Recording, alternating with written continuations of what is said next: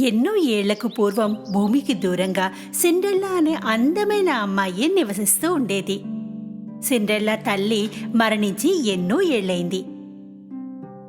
ఆమె తండ్రి ఆమెను పెంచి పెద్ద చేశాడు.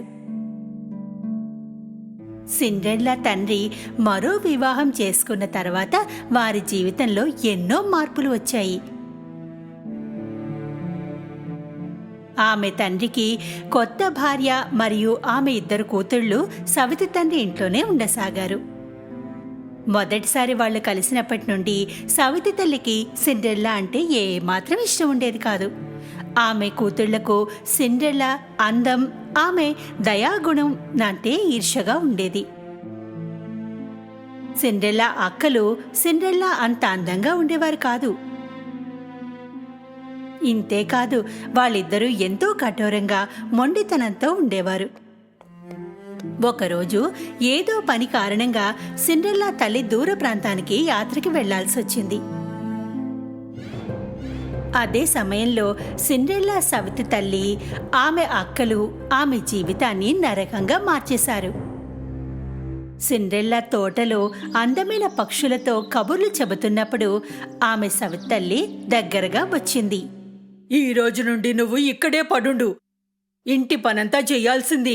నువ్వు ఇంత మంచి బట్టలు వేసుకుని తిరగడం నాకిష్టం లేదు.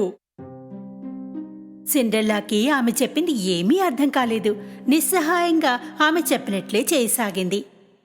ఆమె తన వస్తువుల్ని తీసుకుంది, పాకలోకి వెళ్ళిపోయింది. ఆ రోజు తర్వాత నుండి సిండ్రెల్లా ఇంటి పనులన్నీ స్వయంగా చేసేది. ఆమె ఎంతో అలసిపోతుంది.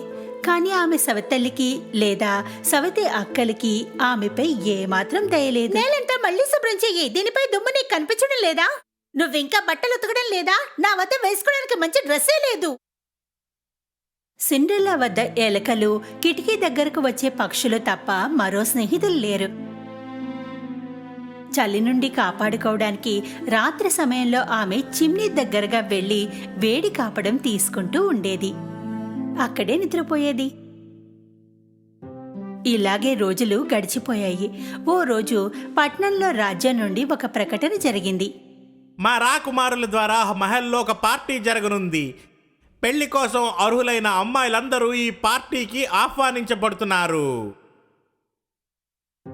సవతి అక్కలు ఈ ప్రకటనని విన్న వెంటనే పరిగెత్తుకుంటూ ఇంటికి వెళ్లి తమ తల్లితో ఈ విషయాన్ని చెప్పారు. పార్టీలో మీరిద్దరూ అందరికంటే అందంగా ఉంటారు. రాజకుమారుడు మీ ఇద్దరిలో ఒకరిని ఎంచుకోవాలి. ఈ విధంగా మనందరం మహల్లో ఉండగలం, అంతే కదా? నేను మీ ఇద్దరి కోసం గౌను, చెప్పులు కొంటాను. పదండి, మనం కొనడానికి వెడదాం. సవితి తల్లి మరియు సవితి అక్కలు బయటికి వెళ్లిపోయారు. అక్కడ నిలబడి వాళ్ల మాటలు వింటున్న సిండ్రెల్లా బాధగా ఉండిపోయింది. ఎన్నో రోజులు తయారీలు జరుగుతూనే ఉన్నాయి. సవితి అక్కల గౌను కుట్టించి వచ్చేసింది. ప్రతిరోజు వాళ్ళు ఆ గౌను వేసుకుని అద్దం ముందు నించుని తమ అందాల్ని చూసుకునేవారు.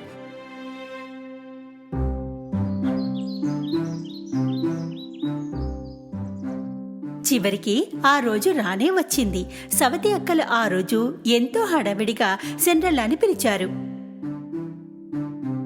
సిండ్రెల్లా, సిండ్రెల్లా, త్వరగా రా.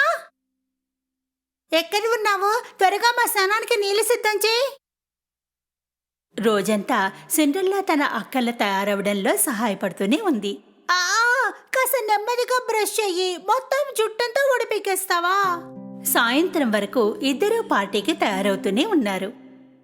మీ ఇద్దరు ఎంత అందంగా ఉన్నారో, చాలా అందంగా ఉన్నారు. సిండ్రెల్లా మొత్తం ధైర్యం కూడగట్టుకుని సవితి తల్లిని అడిగింది. నేను కూడా పార్టీకి రావచ్చా? ఎవరు, నువ్వా? అవును, వాళ్ళు యవ్వనంగా ఉన్న కన్యలందరినీ పిలిచారుగా. పార్టీకి నువ్వు ఇలాగే వస్తావా? రాజకుమారుడికి భార్య కావాలి, సేవకురాలు కాదు. పదండి అమ్మాయిలు, పార్టీకి లేట్ అవుతోంది. నువ్వు గుర్తుంచుకో, పడుకునే ముందు పనంతా పూర్తి చెయ్యాలి. సవితి తల్లి అక్కలు పార్టీకి వెళ్లిపోయారు. ఇంట్లో ఒంటరిగా సిండ్రెల్లా ఏడవసాగింది.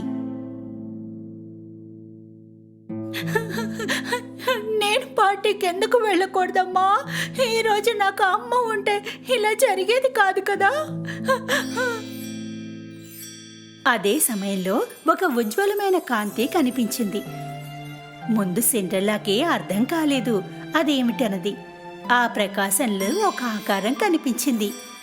ఆ ఆకారం ఎంతో అందంగా కనిపించసాగింది. నా బంగారు తల్లి సిండ్రెల్లా, నువ్వు కూడా పార్టీకి వెళ్ళు తల్లి, ఏడవద్దు. సిండ్రెల్లా తన కళ్ళను నమ్మలేకపోయింది. కంగారుగా అడిగింది, నేను కూడా పార్టీకి వెళ్ళొచ్చా? నేను ఎలా ఉన్నానో చూడు. చింతించకు, నేను నీకు సహాయం చేస్తాను. నాకు ఒక ఆనపకాయ 7 ఎలకల్ని అందివ్వు. సిండ్రెల్లాకి అర్థం కాలేదు ఆమెకి ఈ వస్తువులు ఎందుకు కావాలో, కానీ ఆమె అడిగినవి మాత్రం ఇచ్చింది. ముందు వంటింట్లోకి వెళ్ళింది, పెద్ద ఆనపకాయని తెచ్చింది. తన గోదాంలోకి వెళ్ళింది, ఎలక మిత్రుల్ని తోడుగా తీసుకుని వచ్చింది. పరి తన మంత్రదండంతో ఆనపకాయని అందమైన బండిగా మార్చేసింది. ఎలకల వైపు తిరిగింది. వాటిలో నుండి ఒకదాన్ని డ్రైవర్ చేసేసింది, మిగతా ఎలకలని అందమైన గుర్రాలుగా మార్చేసింది. ఆశ్చర్యంగా సిండ్రెల్లా బండిని గుర్రాల్ని చూస్తూ ఉండిపోయింది. అప్పుడు పరి ఆమె వైపు తిరిగింది. తన మంత్రదండంతో సిండ్రెల్లాని తాకింది. ఆమె పాత డ్రెస్ ఒక అందమైన పార్టీ గౌన్గా మారిపోయింది.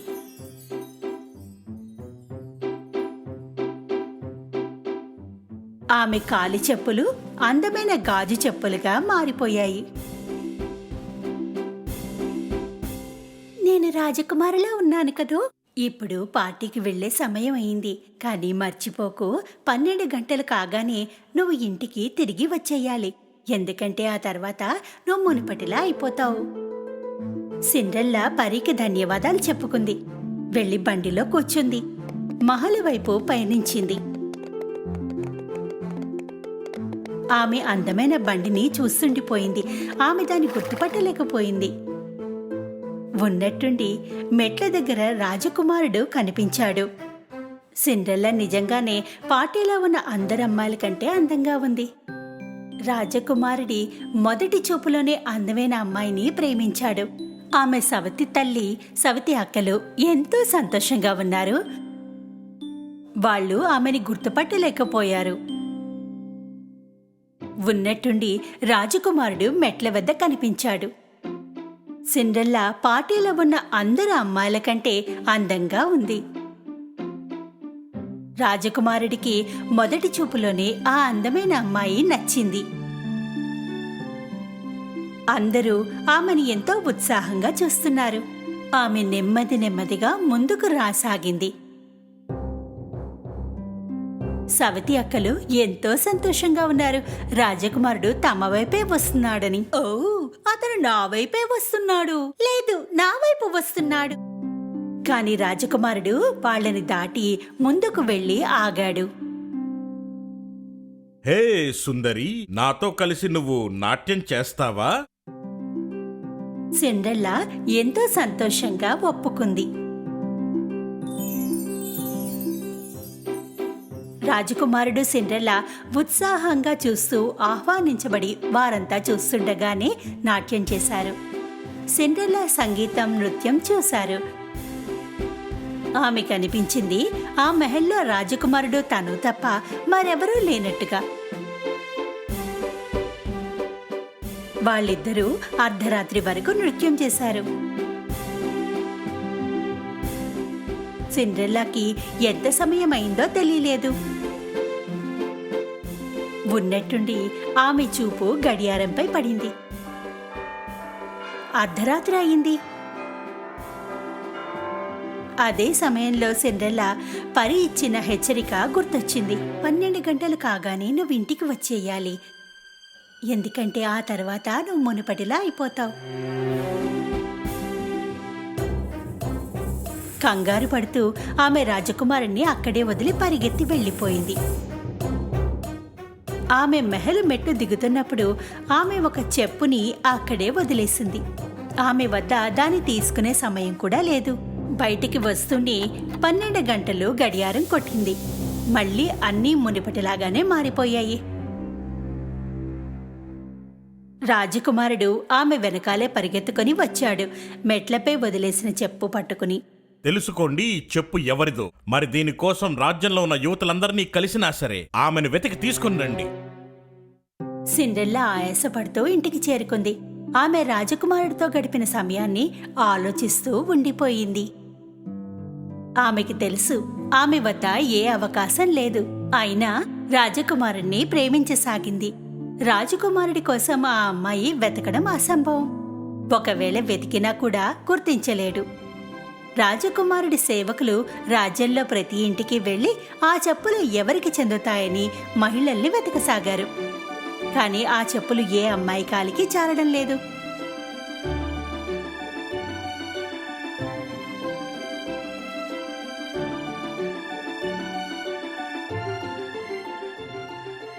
చివరికి రాజకుమారుడి మనుషులు సిండ్రెల్లా ఇంటికి చేరుకున్నారు. సిండ్రెల్లా రాజకుమారుడి బండిని ఇంటి ముందు ఆగడం చూసి ఎంతో సంతోషించింది. సిండ్రెల్లా గదిలో నుండి బయటికి రాబోయింది. ఆమె సవితి తల్లి తలుపు దగ్గర కనిపించింది. నువ్వెక్కడికి వెడుతున్నావు? నువ్వు కూడా చెప్పులు వేసుకోవడానికి ప్రయత్నిస్తావా ఏమిటి?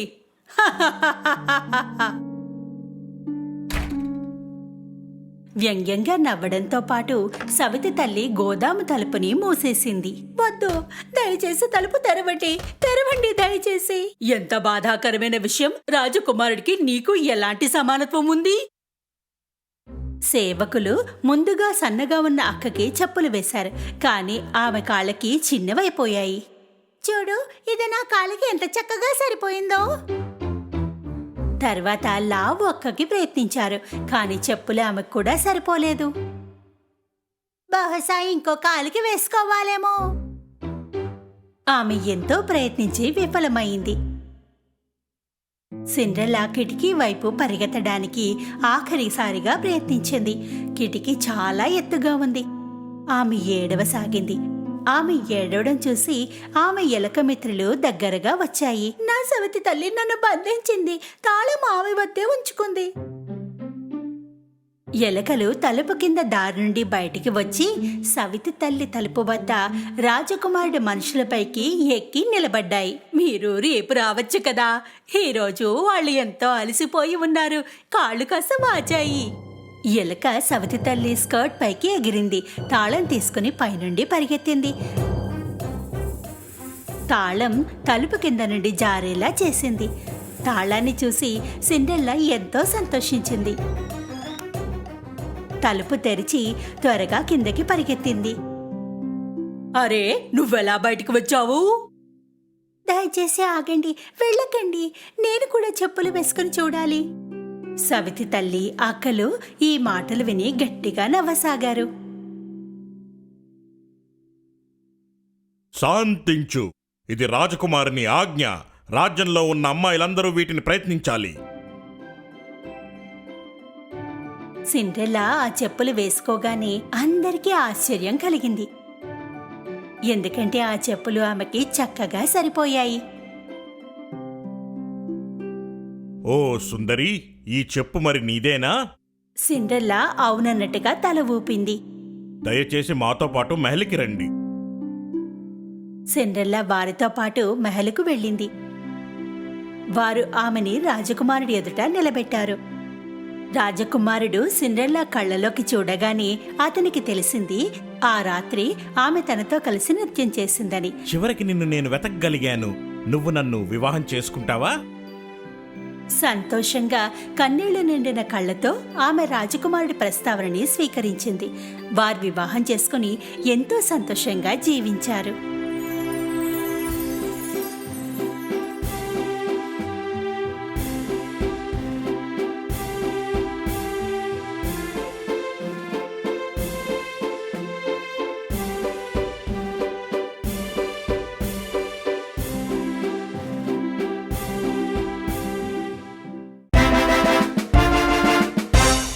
చాలా కాలం క్రితం ఒక రాజు ఉండేవాడు.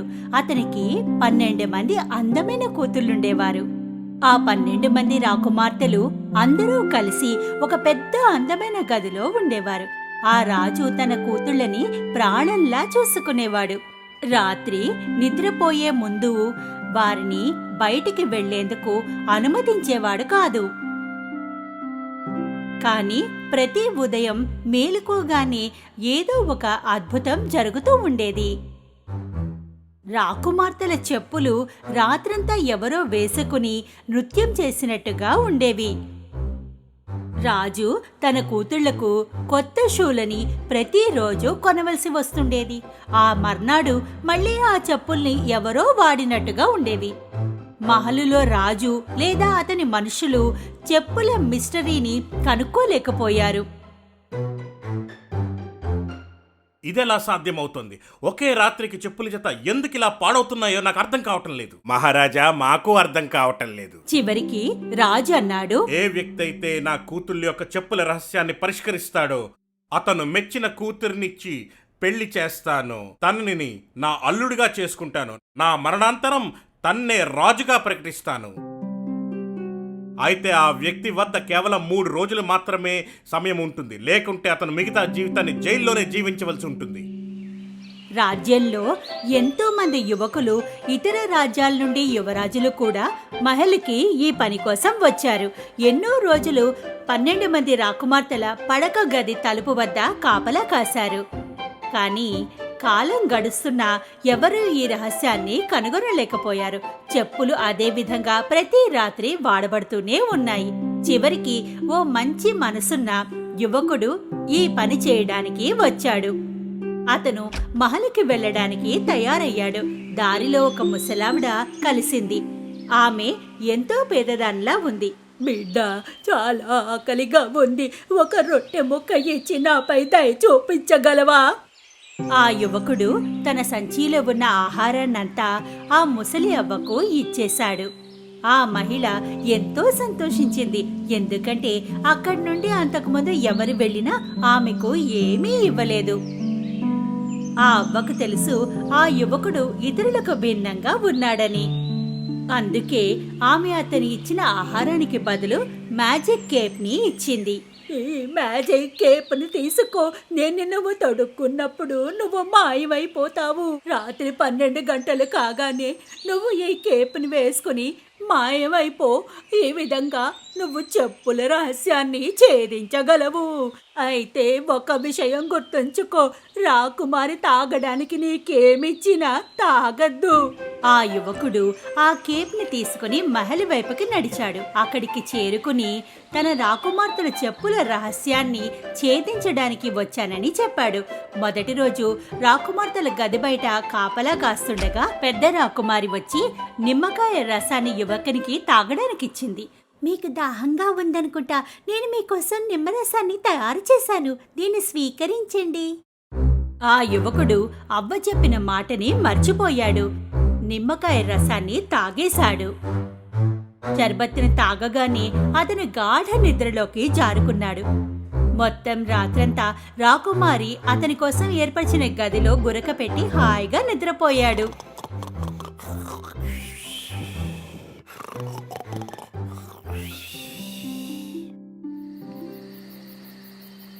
ఉదయం కాగానే ఆ యువకుడు భయంతో వణికిపోయాడు. నేను మ్యాజిక్ కేప్ వేసుకొని రాకుమార్తెల గదిలోకి వెళ్ళాలి. రెండో రాత్రి మళ్ళీ అతను ప్రిన్సెసెస్ గది బయట నిలబడ్డాడు. ఈసారి రెండో రాకుమార్తె షర్బత్తుని తీసుకుని వచ్చింది. ఆ యువకుడికి కాపలా కాస్తుండగా దాహం వేసింది. అతను రాత్రి కావడం కోసం వేచి ఉన్నాడు. ఏ మాత్రం ఆలోచించకుండా అతను షర్బత్తుని తాగేశాడు. మళ్ళీ అతను గాఢ నిద్రలోకి జారుకున్నాడు. మర్నాడు ఉదయం లేవగానే అతనికి అవ్వ చెప్పిన మాటలు గుర్తుకొచ్చాయి. రాకుమారి తాగడానికి నీకేమిచ్చినా తాగద్దు. రాకుమార్తె ఇచ్చిన ఆ షర్బత్లో బహుశా నిద్రమందు కలిపి ఉంటుంది. అప్పుడే రాజు అక్కడికి వచ్చాడు. 2 రోజులు గడిచినా ఇంకా నువ్వు ఆ చెప్పుల రహస్యాన్ని తెలుసుకోలేకపోయావు. ఈ రాత్రికి కూడా తెలుసుకోలేకపోతే నీ మిగిలిన జీవితమంతా చెరసాలలోనే గడపవలసి ఉంటుంది. రాజు ఇలా చెప్పి అక్కడి నుంచి వెళ్ళిపోయాడు.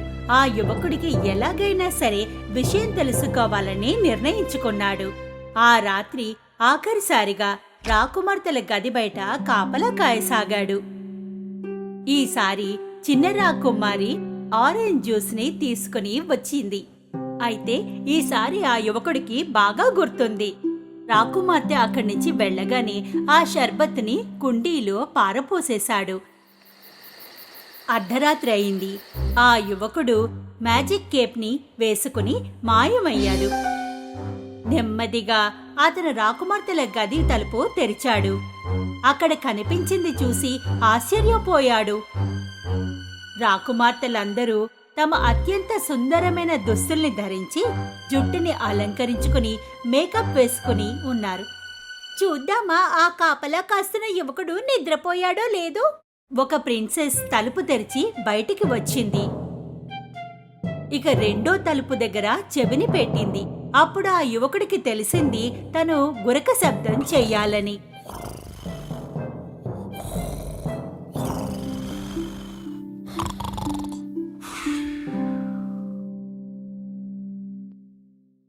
అందరికంటే పెద్ద రాకుమారి మంచాన్ని ఓ వైపుకి లాగింది. 3 సార్లు చప్పట్లు కొట్టింది. మంచానికి మరోవైపున ఒక సొరంగం తెరుచుకుంది. ఆ యువకుడు తన కళ్ళని తానే నమ్మలేకపోయాడు. ఒకరి తర్వాత మరొకరు వరుసగా ఆ సొరంగం గుండా బయటకు వెళ్లారు. ఆ యువకుడు కూడా వారి వెనకాలే వెళ్ళాడు. ఈ రహస్య సొరంగం మెట్ల వైపుకు వెడుతోంది. అక్కడ 100 మెట్ల వరకు కిందికి వెళ్తున్నాయి. యువకుడి కాలు పొరపాటుగా ఒక రాకుమార్తె స్కర్ట్ పైన పడింది. ఎవరో నా స్కర్ట్ పైన కాలు వేశారు. పిచ్చిదనా, అది నీ కాలే అయి ఉంటుంది. మెట్లు దిగగానే వాళ్ళు అడవికి చేరుకున్నారు. వాళ్ళు అందమైన వెండి కొమ్మలు ఉన్న ఎత్తైన చెట్లని దాటి వెడుతున్నారు. యువకుడు ఒక కొమ్మని ఉంచుకొని వెనకాలే వెళ్ళసాగాడు. చాలా సమయం నడిచాక ఆ రాకుమార్తెలు ఒక నది ఒడ్డుకు చేరుకున్నారు. ఆ నదిలో 12 నావలు ఉన్నాయి. అందులో 12 మంది రాకుమారులు వీరి కోసం వేచి ఉన్నారు. ఆ రాకుమార్తెలు నావలోకి వెళ్లి కూర్చున్నారు. ఆ యువకుడు చివరి నావలో కూర్చున్నాడు. నావ బరువుగా ఉంది. ఇంకెవరో కూడా కూర్చున్నట్టుగా ఉంది. విచిత్రంగా ఉంది. అబ్బా, కలలు కనడం మానే. నదిని దాటాక వాళ్ళంతా మెరుస్తున్న పెద్ద భవంతిని చేరుకున్నారు. అతనికి లోపల నుండి సంగీతం వినిపిస్తోంది. ఆ యువకుడు కిటికీ నుండి చూశాడు.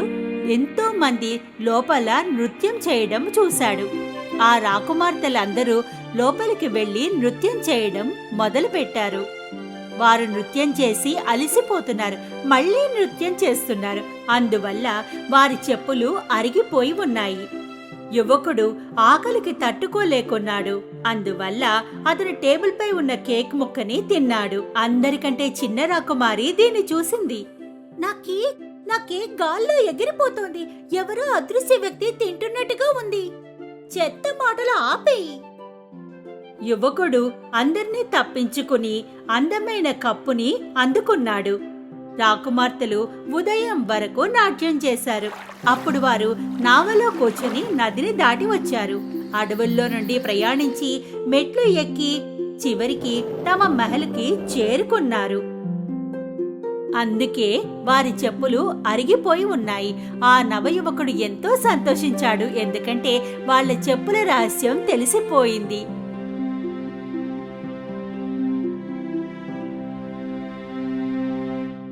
కొంతసేపటి తర్వాత రాజు ఆ యువకుడి వద్దకు వెళ్ళాడు. నీకిచ్చిన సమయం నేటితో పూర్తవుతుంది. ఈ రహస్యాన్ని కనుగొన్నావా? అవును మహారాజా, నేను తెలుసుకున్నాను. మహారాజుకి జరిగిందంతా చెప్పాడు. రాజు అతని మాటల్ని ముందు నమ్మలేదు. యువకుడు అడవి నుండి తెచ్చిన తెల్లని కొమ్మల్ని మెరుస్తున్న కప్పుని చూపించాక నమ్మకుండా ఉండలేకపోయాడు. ఇక రాజు తన మాటని నిలబెట్టుకుంటూ ఆ యువకునితో తనకి నచ్చిన రాకుమారిని ఎంచుకోమని ఆమెనిచ్చి వివాహం జరిపిస్తానన్నాడు. యువకుడు తనకి అందరికంటే చిన్న రాకుమారు నచ్చిందన్నాడు. ఆ 12 మంది రాకుమార్తెలు సంతోషంగా లేరు, ఎందుకంటే వారి రహస్యం అందరికీ తెలిసిపోయింది. కాని ఆ యువకుడు చిన్న రాకుమారి పెళ్లి చేసుకుని సంతోషంగా కలిసి జీవించారు.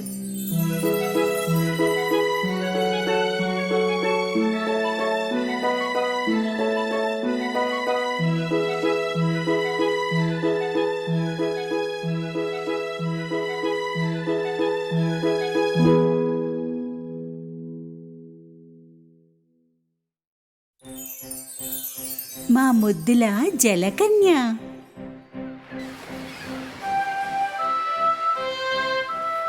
మహాసముద్రపు లోతుల్లో ఎన్నో అద్భుతాలు దాగున్నాయి. వాటి గురించి ఎవ్వరికీ తెలియదు.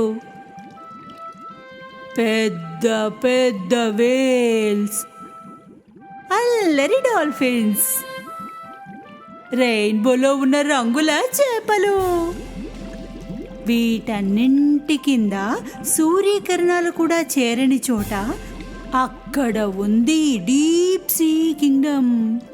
అక్కడి ప్రాణులు ఇతర ప్రాణులతో ప్రేమగా ఉంటారు. అక్కడి బాదుషా తల్లి తన 6 కూతుళ్లతో కలిసి ఉంటుండేవాడు. ఇక సముద్రాన్ని పాలించేవాడు. బాదుషాకు తన కూతుళ్ళంటే ఎంతో ప్రేమ. ఆయనకు భయం, భూమిపై జీవులు తన కూతుళ్లకు ఎప్పుడైనా నష్టాన్ని చేకూరుస్తారని. అందువల్ల నీటిపై భాగాన ఈత కొట్టేందుకు పర్మిషన్ లేదు. సముద్రపు బయటున్న మనుషులంతా దుష్టులు. వాళ్ళు ఎందుకు చెడ్డవారయ్యారు డాడీ? వీళ్ళు ఈ సముద్రాన్ని మురికి పట్టించి ఈ సముద్రంలో ఉన్న జీవ జంతువులని చంపుతారు. ముద్దుల జలకన్యకు తెలుసుకోవాలనుంది భూమిపై ప్రాణులు ఎలా ఉంటారో అని. తన అక్కల నుండి విన్న కథలు చాలలేదు. ఆమె నాన్నమ్మ కూడా ఆమెని మనుషులకు దూరంగా ఉండమని చెప్పింది.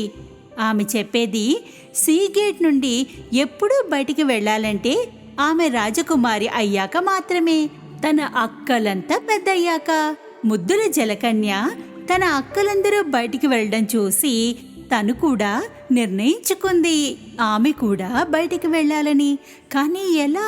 ఆమె డాల్ఫిన్తో కలిసి హిమ్రన్ వెళ్ళి కలవడానికి వెళ్ళింది. హిమ్రన్ కు సీ గేట్ నుండి లోపలికి వెళ్లేందుకు పర్మిషన్ ఉంది. అయ్యో, మహారాజుతో వైరమెవడు పెట్టుకోవాలా? ఆమె హిమ్రన్ కి తన ప్లాన్ మొత్తం చెప్పింది. కానీ హిమ్రన్ ఒప్పుకోవడానికి అంగీకరించలేదు. తర్వాత ఆమె స్థితి చూసి దయ కలిగింది. ఆమెకి సాయపడ్డానికి సిద్ధపడింది. హిమ్రన్ డాల్ఫిన్ సీ గేట్ వద్దకు వచ్చారు. వాళ్ళను చూసి గార్డ్స్ వెళ్ళనిచ్చారు, ఏ ఒక్క ప్రశ్న అడగకుండానే. అక్కడి నుండి చాలా దూరం వెళ్ళాక హిమ్రన్ తన పెద్ద నోటిని తెరిచింది. ఇక లోపల నుండి బయటికి వచ్చింది మన ముద్దుల జలకన్య ఏరియల్. ఏరియల్ హిమ్రన్ సాయంతో సముద్రం పై వరకు వచ్చేసింది. ఆమె మొదటిసారి గాలిని అనుభూతి చెందింది. నీలాకాశాన్ని చూసింది. ఎంత బాగుందో! అదే సమయంలో ఏరియల్కు మ్యూజిక్ వినిపించింది. ఎక్కడి నుండి వస్తోంది ఈ ధ్వని? ఆమె చూసింది దగ్గరలోనే పెద్ద షిప్ ఉంది. మొదటిసారి షిప్ చూసింది.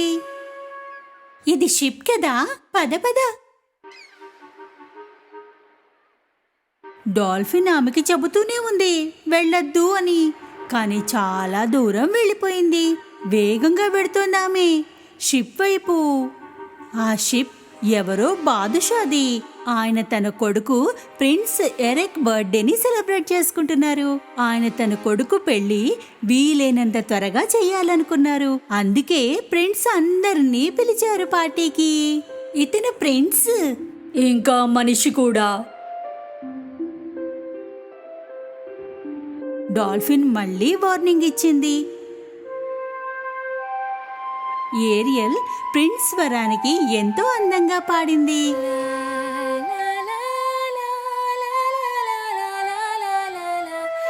ప్రిన్స్ కు ఆ గొంతు బాగా నచ్చింది. కానీ ఎక్కడి నుండి వస్తోంది? నువ్వు దాక్కో ఏరియల్. లేకపోతే నిన్ను చూసేస్తారు. డాల్ఫిన్ చెప్పింది. ముద్దుల జలకన్య డాల్ఫిన్ ఇద్దరు నీటి లోపలికి వెళ్ళిపోయారు. సముద్రపు లోతుల్లోకి, సీ కింగ్డమ్ లోపలికి.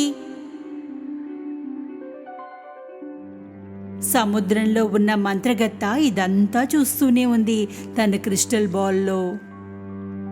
రానే వచ్చేసింది ఆ రోజు. మహాసముద్రపు బాదుషా కూతురు ఒక మనిషితో తుఫాన్ వచ్చి సంచలనం సృష్టించి సముద్రంపై నీ శక్తిని చూపించు.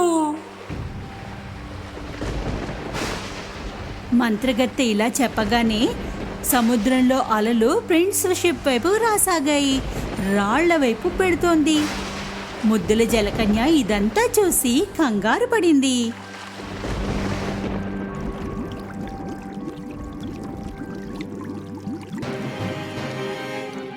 ఈ షిప్ విరిగిపోయి మునిగిపోతుందేమో, మనం వాళ్ళకి సాయం చేయాలి. జలకన్య మునుగుతున్న షిప్ వద్ద ఈత కొడుతున్న ప్రిన్స్ కనిపించాడు. చూస్తుండగానే మునిగిపోతున్నాడు ప్రిన్స్.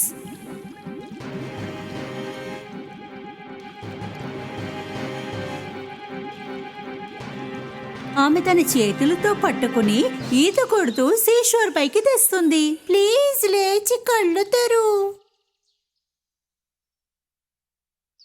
ప్రిన్స్ కు తెలివి వస్తుంది. నెమ్మదిగా తన కళ్ళని తెరుస్తాడు. నువ్వు బతికే ఉన్నావు. ముద్దుల జలకన్య సంతోషంగా చెప్పింది. దూరం నుండి కుక్క అరవడం విన్నాక గుర్తొచ్చింది తను బయట ఉంది అని. సముద్రంలోకి దూకేసింది. ప్రిన్స్ హెల్పర్ ఇంకా ప్రిన్సెస్ అక్కడికి వచ్చారు ప్రిన్స్ ని వెతుకుతూ. నన్ను ఒక అమ్మాయి రక్షించింది. ఆమె గొంతు నేను మొదలు కూడా విన్నాను.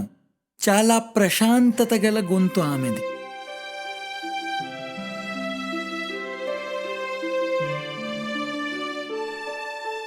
జలకన్య మళ్ళీ డీప్ సీ కింగ్డమ్ వద్దకు వచ్చేసింది. ప్రిన్స్ ఫ్లూట్ ఆమె వద్దే ఉండిపోయింది. అతని గురించి ఆలోచించసాగింది. అప్పుడే బాద్షా అక్కడికి వచ్చాడు. ఆయనకి ఫ్లూట్ కనిపించింది. దాన్ని చూస్తూనే ఆయనకి అర్థమైపోయింది అది మనిషిది అని. మనవి కొన్ని నియమాలున్నవి, అందరూ వాటిని పాటించాలి. ప్రత్యేకంగా నా పిల్లలైన మీరు. నీవు ఏ మనుష్యున్నైనా మునిగేవాణ్ణి రక్షించావా? నేను కాపాడాల్సి వచ్చింది, లేకుంటే అతను అక్కడే మరణించేవాడు. ఏరియల్ జవాబిచ్చింది. నోర్మొయ్, మనుషులు దుష్టులు. వాళ్ళకి మనకి ఎప్పుడు ఎలాంటి సంబంధాలు ఉండలేవు. కోపంతో ఉన్న బాదుషా వెళ్ళిపోగానే ఏరియల్ నిర్ణయించుకుంది ఇక తను చేసి తీరాలి అని. ఏరియల్ తిన్నగా వెళ్ళింది సముద్రపు మంత్రగత్తె దగ్గరికి. ఆమెని సాయం కోరింది. సాయం అయితే చేస్తుంది కానీ బదులుగా ఫీజు కోరుతోంది. చాలా ఖరీదైన ఫీజు. నేను మందును తయారు చేస్తాను.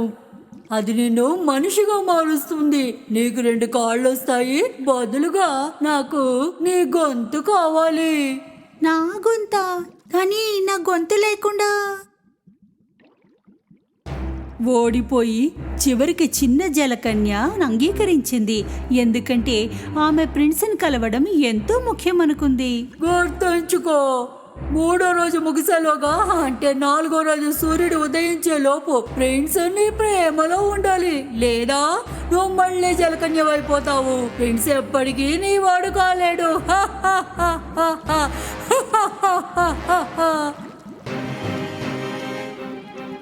ఏరియల్ ఆ మందుని పూర్తిగా తాగేసింది. సముద్రం పైకి ఈత కొడుతూ వెళ్ళసాగింది. నెమ్మదిగా ఆమెకి కాళ్ళు వచ్చాయి, పూర్తిగా మనిషిలాగా. డాల్ఫిన్తో కలిసి సీషోర్కు చేరుకుంది. ఆమె అక్కడికి చేరుకోగానే ప్రిన్స్ చూపు ఆమెపై పడింది. అతను ఆమెకి దగ్గరగా వచ్చాడు.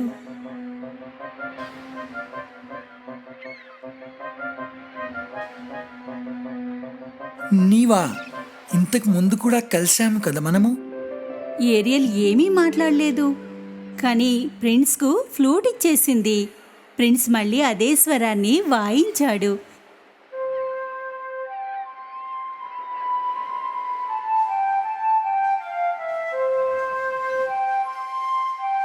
ఏరియల్ సైగ చేసింది ఆ స్వరాన్ని మునుపు విందని. ఇది వాయిస్తుండగానే నేను నిన్ను చూశాను, నీ గొంతు కూడా విన్నాను. అప్పుడే నీవు నన్ను రక్షించావు కదా. ప్రిన్స్కు పూర్తి నమ్మకం ఆ అమ్మాయే ఏరియల్ అని, తనని కాపాడింది కూడా తనే అని. కానీ ఈ అమ్మాయి ఒక జలకన్య, ఆమెకు మధురమైన గొంతు కూడా ఉంది. ఏరియల్ కోరినా కూడా మాట్లాడలేకపోతోంది, తన స్వరాన్ని ఇచ్చేసింది కదా. నీవొక జలకన్యవని అనుకున్నాను నేను. ప్రిన్స్కు తనని కాపాడింది ఏమి కాదేమో అని అనిపించింది. అయినా అతను సాయపడటానికి నిర్ణయించుకున్నాడు. ప్రిన్స్ ముద్ర జలకన్యని తన మహల్కి తీసుకెళ్లాడు. బాదుషాని పెళ్లి చేసుకోవాలని ఆజ్ఞాపించాడు. ఆయన తన కొడుకు పెళ్లి ఒక ప్రిన్సెస్తో చేయబోతున్నాడు. పాపం జలకన్య నిశ్శబ్దంగా ఉండడం తప్ప ఏమీ చేయలేదు. తను మాట్లాడే వరకు ప్రిన్స్కి ఎలా తెలుస్తుంది? ఆమెకు మంత్రగత్తె మాటలు గుర్తొచ్చాయి. గుర్తుంచుకో, 3వ రోజు ముగిసేలోగా అంటే 4వ రోజు సూర్యుడు ఉదయించే లోపు ప్రిన్స్ నీ ప్రేమలో ఉండాలి, లేదా నువ్వు మళ్ళీ జలకన్యవైపోతావు. ప్రిన్స్ ఎప్పటికీ నీ వాడు కాలేడు. చూస్తుండగానే మొదటి 2 రోజులు గడిచిపోయాయి. ఇక 3వ రోజు వచ్చేసింది. ఈ రోజున బాదుషా ఆయన బేగం తన కొడుకు పెళ్లి పక్క రాజ్యపు ప్రిన్సెస్తో చేయడానికి బయలుదేరారు. పాపం ఏరియల్ ఏమీ మాట్లాడలేకపోతోంది ప్రిన్స్తో. అతను వెతుకుతున్న వ్యక్తి తనేనని చెప్పలేదు. ప్రిన్స్ అంగీకరించాడు. తను చూసిందంతా ఒక కలే అని అనుకున్నాడు. ఏరియల్కు ఒక్క ఆశ మిగిలింది, ప్రిన్స్ పట్ల ఉన్న ప్రేమ. 4వ రోజు సూర్యోదయం కానుంది. ఏరియల్కు ఏడుపు ఆగడం లేదు. అప్పుడే ఏదో జరిగింది. ముందు తన అక్కలంతా వచ్చారు, ఆ తర్వాత వచ్చింది ఆమె నాన్నమ్మ. నా బంగారు తల్లి, మేము ఇక్కడికి వచ్చాము ఆ మంత్రగత్తె ఖైదు నుండి విడిపించడానికి. అప్పుడే ఆమె తండ్రి సముద్రపు బాదుషా కనిపించారు. తన కూతురి బాధని చూడలేకపోయారు. ఏరియల్, నా ముద్దుల బిడ్డ, వెళ్ళు. నీ సంతోషానికి మించి నా కోసం ఏమీ లేదు. వెళ్ళు బిడ్డ. బాదుషా తన త్రిశూలాన్ని నానమ్మ చేతిలో ఉన్న శంఖం చుట్టూ తిప్పారు. అందులోనే ఏరియల్ గొంతు దాగుంది. ఇక ఏరియల్ గొంతు మళ్ళీ వచ్చేసింది. థ్యాంక్ యూ నానమ్మ, థ్యాంక్ యూ డాడీ, మీరంతా ఎంత మంచివారు. హిమ్రల్ వేల్ పైకి ఎక్కి ఆమె ప్రిన్స్ షిప్ వైపుకు ప్రయాణించింది.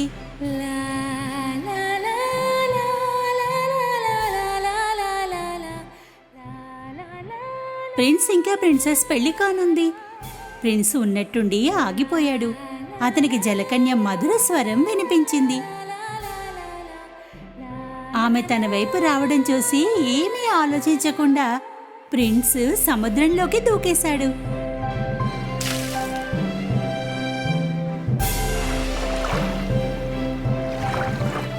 అది నీవేనని నాకు మొదలే గుర్తుండింది. తన మిత్రులు, కుటుంబం సాయంతో ఏరియల్కు ఆమె గొంతు మళ్ళీ వచ్చేసింది. ఆమె ప్రిన్స్ కూడా. అయితే ఇప్పుడు ఆమె జలకన్య కాదు, తన జీవితాన్ని గడుపుతుంది మనిషిగా మారి. ఏరియల్ ప్రిన్స్ జీవితం మొదలైంది. భూమి, సముద్రాల మధ్య స్నేహం, శాంతి, ప్రేమతో పాటు.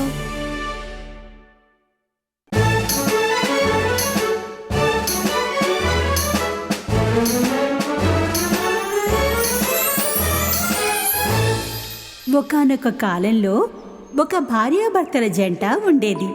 వారికి పిల్లలు లేరు. ఒక ఆడపిల్ల కావాలని కోరిక ఉండేది. కొద్ది రోజుల్లో వారికి బిడ్డ పుట్టనున్నాడు. ఒకరోజు కిటికీ బయట ఆమెకి ఒక లెట్యూస్ గార్డెన్ కనిపించింది. అప్పటి నుండి ఆమెకి లెట్యూస్ తినాలన్న కోరిక కలిగింది. తెలీదు, నేనెప్పుడు లెట్యూస్ తింటాను. ఆమెకి ఆకలి తగ్గింది, ఆరోగ్యం కూడా పాడైంది. ఓ రోజున భర్తకి చాలా భయం వేసింది. అతను మాటిచ్చాడు, ఆమె కోసం గుప్పెడు లెట్యూస్ తెచ్చిస్తాను అని. నీవేం చింతించకు, నేను నీకోసం లెట్యూస్ తీసుకొస్తాను. కానీ నీకు తెలుసు కదా అది ఎంత ప్రమాదకరమైందని. ఆ ఇల్లు ఒక మంత్రగత్తెది. ఆ ఇంటికి 4 వైపులా పెద్ద పెద్ద గోడలుండేవి. దానిపైకి ఎక్కాలన్న ఆలోచన కూడా చేయలేరు. శక్తినంతా ఉపయోగించి గోడపైకి ఎక్కాడు. గార్డెన్లోకి వెళ్ళాడు. గుప్పెడు లెట్యూస్ని తీసుకున్నాడు.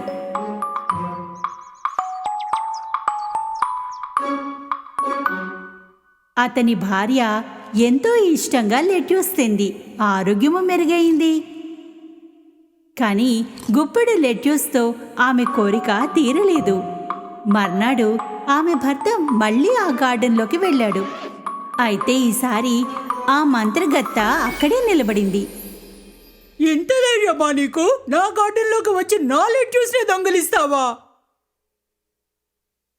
నా భార్య గర్భిణిగా ఉంది, ప్లీజ్. నన్ను అడిగి ఉండవలసింది కదా.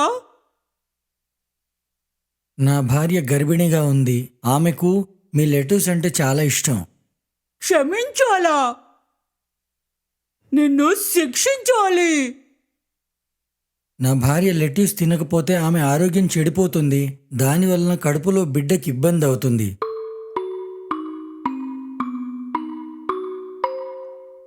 అయితే ఒక బేరం పెట్టుకుందామా?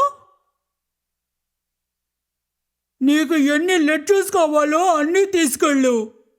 అయితే ఒక షరతు, నీకు బిడ్డ పుట్టగానే నాకు ఇచ్చేసేయాలి. భయంతో అతను సరే అన్నాడు.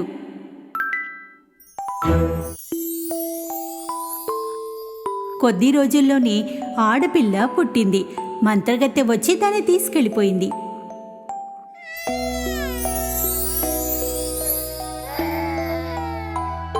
ఆమె బిడ్డకు రాపుంజల్ అని పేరు పెట్టింది. ఎందుకంటే లెట్యూస్ ఆమె తల్లి తినేది కదా, అందుకని పేరు కూడా అదే. ఆ మంత్రకత్తె రాపుంజల్ని ఎంతో ప్రేమగా చూసుకునేది. 16 ఏళ్ల వయసు రాగానే ఎంతో అందంగా ఉంది. ఆమె ఇల్లు అడవి మధ్యలో ఎంతో ఎత్తైన భవనంలో ఉంది. ఇక ఆ భవంతికి మెట్లు కూడా లేవు. పైన ఒక్క కిటికీ మాత్రమే ఉంది. మంత్రకత్తె ఆ అందగత్తె జుట్టుని ఎప్పుడూ కత్తిరించలేదు.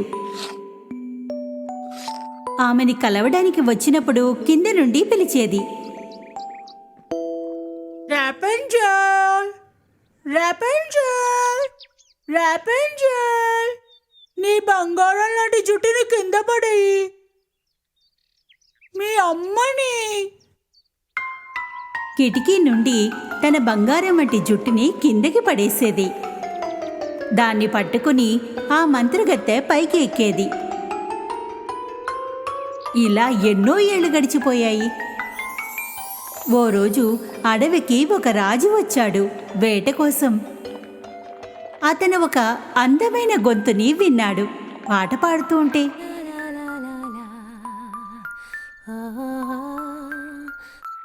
ఇంత తీయని గొంతు. అలా అనుకుని ఆ గొంతు వస్తున్న వైపు వెళ్ళాడు. రాపుంజల్ భవంతి వద్దకు వచ్చాక అతను కుడివైపు చూశాడు, ఎడంవైపు ఎక్కడా మెట్లు కనిపించలేదు.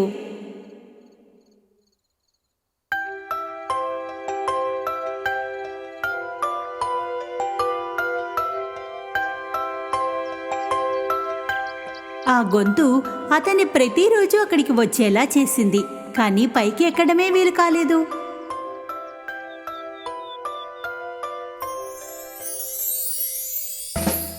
ఓ రోజు భవంతి వైపు వెడుతుండగా కింద మంత్రగత్తె కనిపించింది. రాపుంజల్, రాపుంజల్, రాపుంజల్, నీ బంగారం లాంటి జుట్టుని కింద పడి మీ అమ్మని.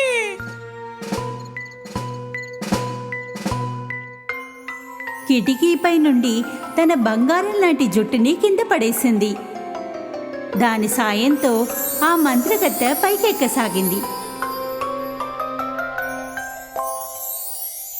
మర్నాడు ఉదయం కాగానే ప్రిన్స్ అక్కడికి వచ్చాడు. గొంతు మార్చి అరిచాడు. రపంజెల్, రపంజెల్, నీ బంగారం లాంటి జుట్టుని కిందికి పడేయి, మీ అమ్మని.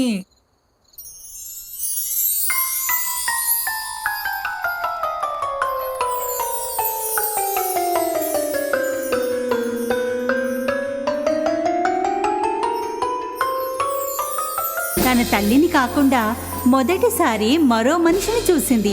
రాపుంజల్ కొద్దిగా భయపడింది. నువ్వు అమ్మవి కాదు కదా, ఇక్కడికి ఎందుకొచ్చావు? భయపడాల్సిన అవసరమే లేదు. నీ పాట విని నీ గొంతుతో ప్రేమలో పడ్డాను. ఈ గొంతెవరిదో అని తెలుసుకుందామని వచ్చాను, అంతే. రాపుంజల్కు రాజు చెప్పింది నచ్చింది. ఇప్పుడు భయం కూడా వేయలేదు. కొద్ది రోజుల పాటు అంతా బాగానే ఉంది. మంత్రగతికి ఏమీ తెలీదు. ఓ రోజున ప్రిన్స్ రాపుంజల్ని పెళ్లి చేసుకోమని కోరాడు. రాపుంజల్ కూడా సంతోషంగా ఒప్పుకుంది.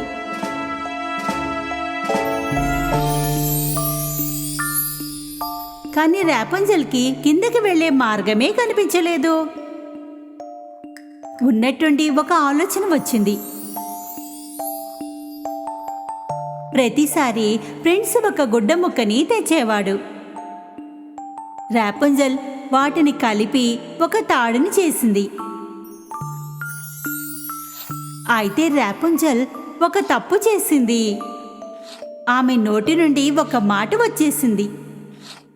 అమ్మా, నీకంటే వేగంగా ప్రిన్స్ ఎక్కుతాడు. ప్రిన్స్? ప్రిన్స్ ఎవరు? మంత్రకత్తెకు అర్థమయ్యింది ఏదో జరుగుతోందని. ఆమె అరిచింది. నువ్వు నన్ను మోసం చేశావు. నేను నిన్ను బయట ప్రపంచం నుండి కాపాడాలనుకున్నాను.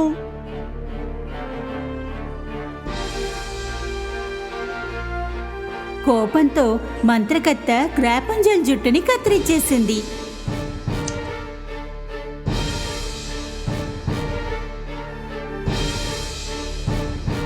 ఆమెని దూరంగా ఉన్న ఎడారికి పంపేసింది. ఆ రాత్రి మంత్రగత్తె ప్రిన్స్ కోసం ఎదురు చూడసాగింది.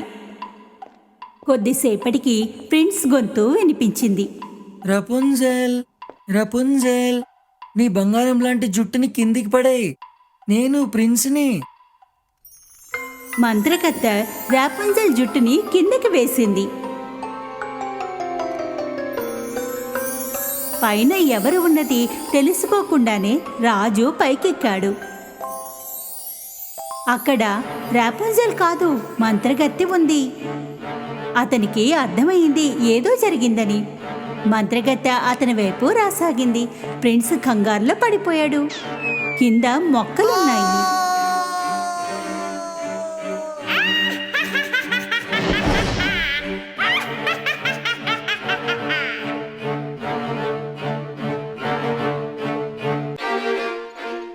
కింద కొన్ని మొక్కలున్నాయి. దాంతో అతనికి ఏమీ కాలేదు. కానీ కళ్ళల్లో ముళ్ళు గుచ్చుకోవడం వల్ల ఏమీ చూడలేకపోతున్నాడు.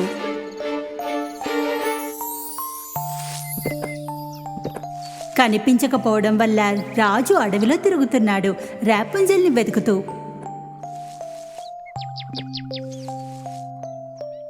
దారిలో పళ్ళు కూడా దొరికాయి. కోసుకుని తినేశాడు.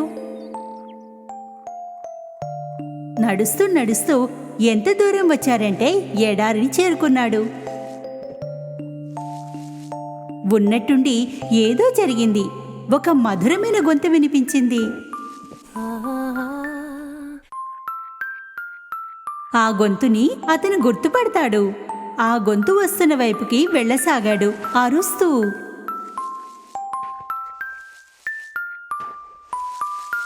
రపుంజెల్, రపుంజెల్. రాపుంజల్ ప్రిన్స్ గొంతుని గుర్తుపట్టింది. ప్రిన్స్ అతని దగ్గరగా పరిగెత్తింది. ఇద్దరూ చాలా సంతోషించారు. కలవగానే ఇద్దరూ కౌగిలించుకున్నారు. ఆమె ఏడవసాగింది. రాపుంజల్ కన్నీళ్లు ప్రిన్స్ కళ్ళపై పడ్డాయి. ఉన్నట్టుండి ఒక అద్భుతం జరిగింది. ప్రిన్స్ కళ్ళు తెరిచి చూడగలిగాడు. ఇది చూసి రాపుంజల్ చాలా సంతోషించింది.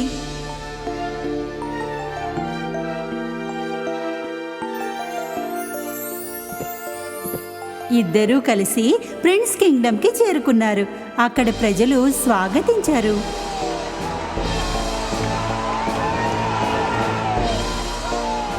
ఇద్దరూ సంతోషంగా జీవించారు.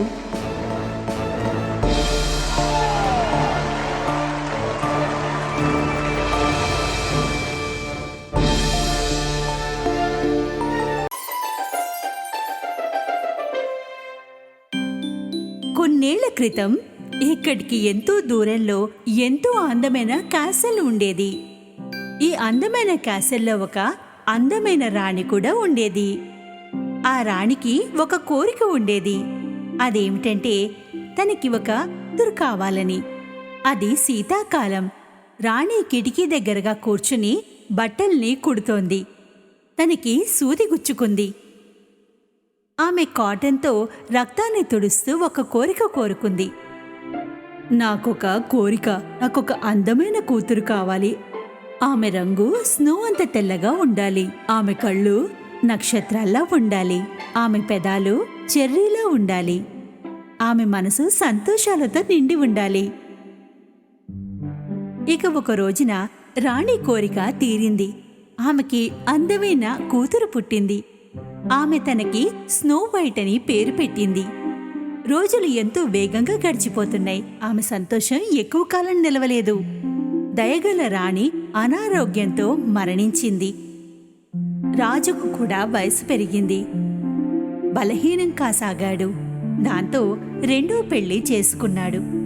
ఈ రాణి చూడటానికి ఎంతో అందంగా ఉంటుంది, కానీ మనసు మాత్రం లేదు. ఎంతో అహంకారం కలది. ప్రతిరోజు రాణి తన మ్యాజిక్ మిర్రర్లో చూసుకుంటూ ఒక ప్రశ్న అడుగుతూ ఉండేది. మిర్రర్, నాకు చెప్పు, ప్రపంచంలో అందగత్తె ఎవరన్నది? దానికి మిర్రర్ జవాబిచ్చేది. మీకన్నా ఎక్కువ అందము వేరెవరుంటారు? రాణి ఈ జవాబు విని ఎంతో సంతోషించేది. ఈ దుష్టురాలు రాణి రాగానే క్యాసిల్లో అంతా మారిపోయింది.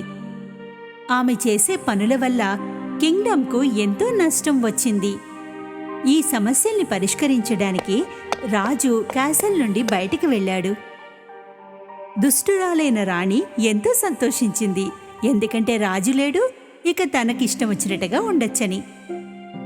ఎన్నో ఏళ్లు గడిచిపోయాయి. ఇక స్నో వైట్ పెరిగి పెద్దదై ఎంతో అందమైన యువతిగా మారింది. కొద్ది దూరంలో ఉన్న నదిలో నీళ్లు తాగుతున్న రాజుకు స్నో వైట్ యొక్క ప్రతిబింబం కనిపించింది. చుట్టుపక్కల ఎన్నో పక్షులు కనిపించాయి కానీ స్నో వైట్ మాత్రం కనిపించలేదు. ఒక రోజున రాణి మళ్ళీ తన మ్యాజిక్ మిర్రర్ని అడిగింది. మిర్రర్, నాకు చెప్పు, ప్రపంచంలో అందగత్తె ఎవరన్నది? ఎలా చెప్పను? నీవు కాదు మహారాణి, స్నో వైటే అందరికన్నా అందమని. ఇది విన్న రాణికి ఎంతో కోపం వచ్చింది. ఆమె ఎంతో ముఖ్యమైన సిపాయిని పిలిచి భయంకరమైన ఆదేశాన్నిచ్చింది. నువ్వు స్నో వైట్ ని అడవిలోకి తీసుకెళ్ళు, దాని గుండెని తీసుకునిరా.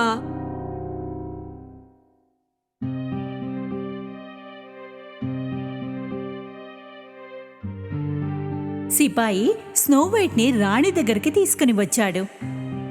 ఎలా ఉన్నావు స్నో వైట్? నీకు క్యాసల్లో బోర్ కొడుతోందని అనుకుంటున్నా. వెళ్ళి అడవిని చూసిరా. మా నమ్మకస్తుడైన హంటర్ నిన్ను జాగ్రత్తగా చూసుకుంటాడు.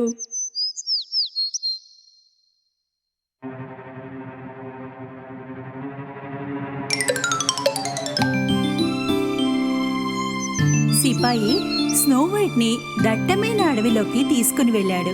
అక్కడ తన పనిని పూర్తి చెయ్యాలి. అయితే స్నో వైట్ స్వభావము, దయతో ఉన్న మనసుని చూసి ఆగిపోయాడు. అతను ఆమెని హెచ్చరించాడు క్యాసిల్కి వెనక్కి వెళ్ళొద్దు అని. సూర్యాస్తమం కాగానే ఆమెని అక్కడే వదిలి సిపాయి క్యాసిల్కు వెనక్కి వెళ్ళాడు. స్నోవైట్కు ఒంటరితనంలో చీకటిని చూసి ఎంతో భయపడింది. ఒక చెట్టు కింద కూర్చుని ఏడవసాగింది.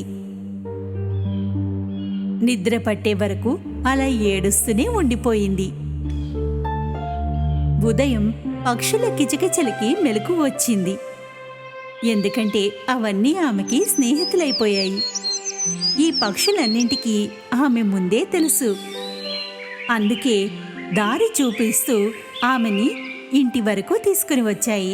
వాళ్ళ ఇల్లు ఎంతో అందంగా చిన్నదిగా ఉంది. కొద్దిగా ఆగి స్నోవైట్ తలుపు తెరిచింది. లోపల అన్నీ చిన్నవిగా ఉన్నాయి. పైగా శుభ్రంగా కూడా లేదు. ఆ ఇల్లు ఎవరిదన్నది ఆమెకి అర్థం కావడం లేదు. కానీ ఇంకెక్కడికి వెళ్ళలేదు కదా, అందుకే శుభ్రం చేయడం మొదలుపెట్టింది.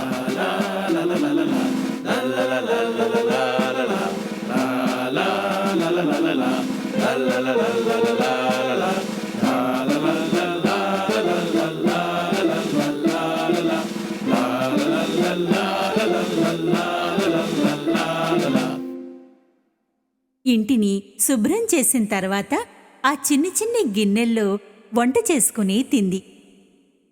మిగతా వాటిలాగానే ఈ ఇంట్లో బెడ్స్ కూడా చిన్నవిగా ఉన్నాయి. స్నోవైట్ ఎంత అలసిపోయిందంటే ఉన్న చోటే నిద్ర పట్టేసింది. ఆమె అనుకుంది ఈ చోటు సురక్షితమని. 3 బెడ్లని దగ్గరగా జరిపి నిద్రపోయింది. సాయంత్రం 7 డ్వార్ఫ్స్ పని పూర్తి చేసుకుని తమ ఇంటికి చేరుకున్నారు. వాళ్ళకి ఎంతో సంతోషంగా అనిపించింది. ఇల్లు ఎంతో శుభ్రంగా ఉంది. మంచి భోజనం యొక్క సువాసనలు కూడా వచ్చాయి. అలవాటు ప్రకారంగానే కొంత భోజనం కింద పడిపోయింది. ఒక డ్వార్ఫ్ ఆలోచించింది ఇదంతా ఏం జరిగింది అని. ఏదో తేడా ఉంది. ఎవరు చేశారు ఇదంతా? కొంచెం పడుకొని సమాధానం ఇస్తానులే తరువాత. 7 డ్వార్ఫ్స్ నెమ్మదిగా తమ బెడ్రూంలోకి వెళ్ళాయి. అక్కడికి చేరుకోగానే వాళ్ళ కాళ్ళ కింద భూమి కదిలిపోయింది. ఎంతో అందమైన ఒక అమ్మాయి వాళ్ళ మంచంపై పడుకునుంది. వాళ్ళ శబ్దాలను విని స్నోవైట్ నిద్ర మెలకు వచ్చింది. ఇంతమందిని ఒకేసారి చూసి ఆమె ఎంతో భయపడింది. నెమ్మదిగా చెప్పింది,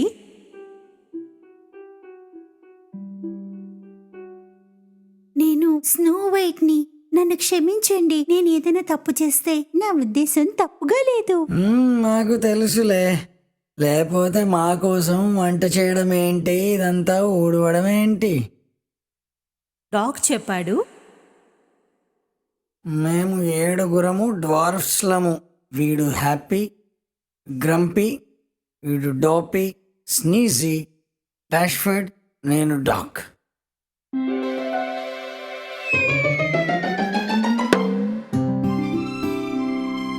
వీడు స్లీపీ. నన్ను పడుకోనివ్వండి. స్నోవైట్ ఎంతో సంతోషించింది. ఇప్పుడు తనతో పాటు మరింత మజా వచ్చే ఫ్రెండ్స్ ఉన్నారని. ఆమె వారందరికీ తన కథని చెప్పింది. 7 డ్వార్ఫ్స్కి ఎంతో బాధగా అనిపించింది. ఆమెకి ఎంతో అన్యాయం జరిగిందని, తమతో పాటు ఉండొచ్చని ఆమెకి చెప్పారు. స్నోవైట్ ఒప్పుకుంది. ఎప్పుడూ వాళ్ళకి సాయం చేస్తూ ఉండిపోయింది. వాళ్ళంతా ఎంతో సంతోషంగా ఉండసాగారు. అయితే ఎంతో కాలం నడవలేదు ఈ పార్టీ.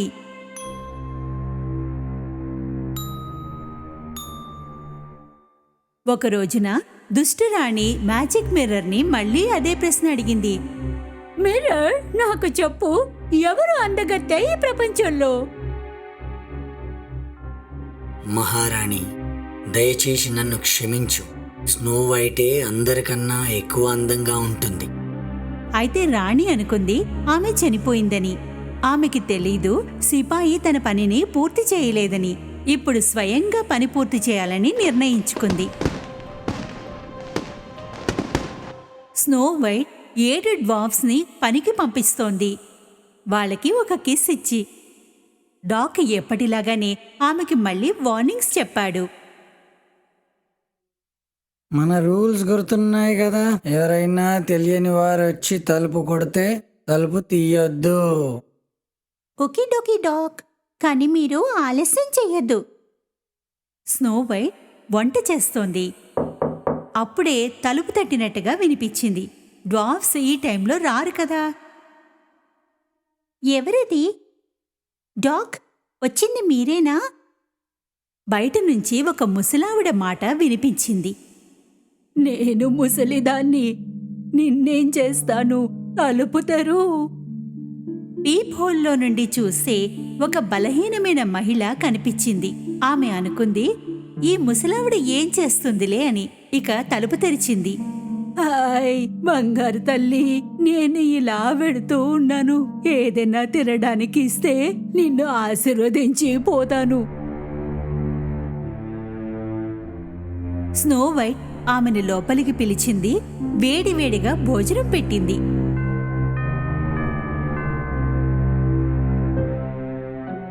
దేవుడు నిన్ను చల్లగా చూస్తాడు. నా దగ్గర డబ్బైతే లేదు, కానీ నా దగ్గర మంచి యాపిల్ ఉంది. దీని ప్రతి ముక్కలో జాదు ఉంది. స్నో వైట్ వెంటనే దాన్ని కొరికింది. వెంటనే కళ్ళు తిరిగి పడిపోయింది. ఈ ముసలావిడ ఎవరో కాదు, ఆ దుష్టరాణియే. ఇక ఆ యాపిల్లో మంత్రం లేదు, విషం ఉంది. ఒక్క ముక్కలోనే ఎంత విషం ఉందంటే స్నో వైట్ ఎలాంటి నిద్రపోయిందంటే ఇక ఎప్పటికీ మెలకువ రాదు. 7 డ్వార్ఫ్స్ ఇంటికి చేరుకోగానే వారికి స్నో వైట్ నేలపై పడి ఉండడం కనిపించింది. డాక్ ఆమె తిన్న యాపిల్ని చూశాడు. స్నో వైట్ నిద్రపోతున్నప్పుడు కూడా ఎంతో అందంగా ఉంది. డ్వార్ఫ్స్ ఆమెని ఒక అందమైన గ్లాస్ బాక్సులో అలంకరించి పెట్టారు. అడవిలో ఎలాంటి చోటున ఉంచారంటే అడవిలో ఆమె మిత్రులందరూ వచ్చి ఆమెని కలిసేలా ఉంచారు. ఒకరోజు ఒక ప్రిన్స్ అదే అడవికి వచ్చాడు. అప్పుడు స్నో వైట్ నిద్రపోతోంది. పక్షులు అతనికి మార్గం చూపాయి. ఎక్కడికంటే స్నో వైట్ ఎక్కడ నిద్రపోతోందో అక్కడికి. ప్రిన్స్ తన కళ్ళని నమ్మలేకపోయాడు. తను చూస్తున్నది అదే అందమైన ప్రిన్సెస్ అని. ఆమె ప్రతిబింబాన్ని తను ఒకసారి నదిలో చూశాడు, ఎన్నోసార్లు కల్లో కూడా చూశాడు. అతను గ్లాస్ బాక్స్ కవర్ని తొలగించాడు. స్నో వైట్కు ముద్దు పెట్టాడు. అదే క్షణంలో స్నో వైట్ ఇంకా ప్రిన్స్ ఇద్దరి కలలు నిజమయ్యాయి. వాళ్ళ ప్రేమ దుర్మార్గాన్ని గెలిచింది. స్నో వైట్ మళ్ళీ జీవించింది. అదే సమయంలో రాజుకి తన కూతురికి జరిగిన అన్యాయం గురించి తెలిసింది. అప్పుడు అతను మ్యాజిక్ మిర్రర్ ని పగలగొట్టాడు. రాణిని క్యాసిల్ నుండి దూరం పంపించేశాడు. స్నో వైట్ తన ఇంటికి, తన క్యాసిల్ కి తిరిగి చేరుకుంది, తన తండ్రి వద్దకు. స్నో వైట్ ఇంకా ప్రిన్స్ కి పెళ్లి జరిగింది. స్నో వైట్, రాజు, ప్రిన్స్ 7 డ్వార్ఫ్స్ కలిసి సంతోషంగా ఉన్నారు.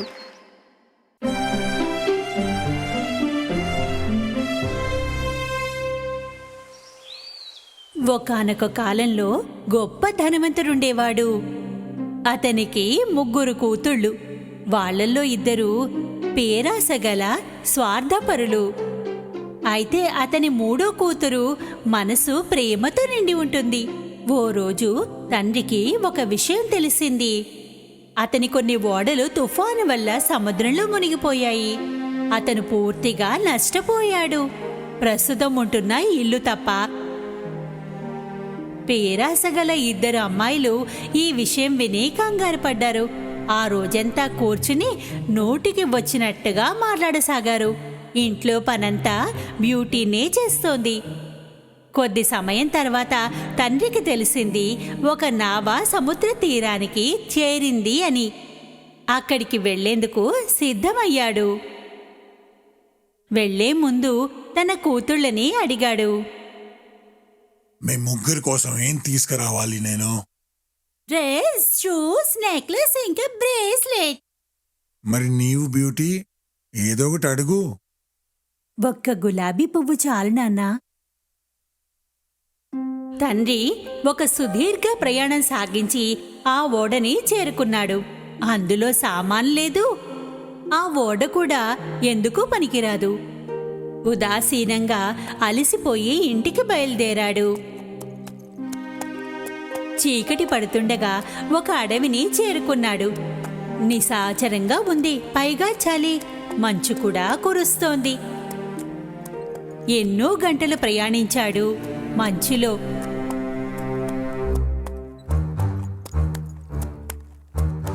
చివరికి ఒక చోట ఒక క్యాసెల్ కనిపించింది. అందులో లైట్లు వెలుగుతున్నాయి. సాయం కోరడానికి లోపలికి వెళ్ళాడు. వింతగా ఉంది ఆ క్యాసెల్. అన్ని వైపులా లైట్లు వెలుగుతున్నాయి. డైనింగ్ టేబుల్ పై భోజనం కూడా ఉంది. చిమ్నీ కూడా వెలుగుతోంది. కానీ ఒక్క మనిషి కూడా కనిపించలేదు.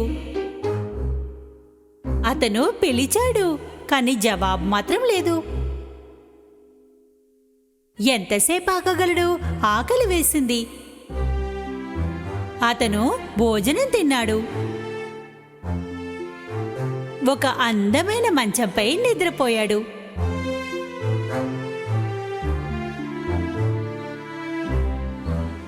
ఉదయం నిద్ర లేవగానే వేసుకోవడానికి కొత్త బట్టలు కనిపించాయి. కిందకి వెడితే రుచికరమైన బ్రేక్ఫాస్ట్ సిద్ధంగా ఉంది. ఇది ఖచ్చితంగా ఒక దేవకన్య భవనమై ఉంటుంది. లేకపోతే ఎవరెందుకు చేస్తారు ఇంత సహాయం? ఆవిడ కలిస్తే కృతజ్ఞతలు చెప్తాను. క్యాసల్ నుండి బయటికి రాగానే అతనికి గార్డెన్లో గులాబీ కనిపించింది. అతను అనుకున్నాడు, తన ఇద్దరు కూతుళ్లకు ఏమీ తీసుకెళ్ళలేకపోతున్నాను. కనీసం బ్యూటీ కోసమైనా ఏదైనా తీసుకెడతాను. ఒక గులాబీని కోయగానే భూమి కంపించింది. గాలి వేగం పెరిగింది. చెట్ల మధ్య నుండి ఒక పెద్ద రాక్షసుడు బయటికి వచ్చాడు. అతన్ని చూడగానే తండ్రి తల తిరిగిపోయింది. నేను నీకు భోజనం పెట్టాను, గుడ్డలిచ్చాను, ఉండడానికి స్థలం ఇచ్చాను. నీవు నా తోటలో పువ్వులు కోస్తావు. ఇదే నా పద్ధతి? తండ్రి అతనికి సారీ చెబుతూ ఒక గులాబీ తన కూతురి కోసం తీసుకెళ్లదలచానని చెప్పాడు. నీవు చేసిన తప్పుకు నీకు శిక్ష పడుద్ది. నన్ను క్షమించండి. నిన్ను క్షమించాలంటే ఒక షరతుకు ఒప్పుకోవాలా? బీస్టు ఇలా చెప్పాడు. నీకు 3 కూతుళ్ళున్నారు. వాళ్ళ నుండి ఒక్కరు నాతో ఉండడానికి సిద్ధపడితే నేను నిన్ను బతకనిస్తాను. మనసు నిండా బాధతో తండ్రి ఇంటివైపు ప్రయాణం సాగించాడు. ఇంటికి చేరగానే స్వార్థపరులైన ఇద్దరు కూతుళ్ళు తండ్రి చెప్పిన కథని విన్నారు. కానీ బీస్ట్ షరతుని విన్నట్టుగానే ఉన్నారు. బ్యూటీ వారికి భిన్నంగా ఉంది. నాన్నా, మీరు ఒప్పుకుంటే నేను బీస్ట్ దగ్గరికి వెళ్తాను.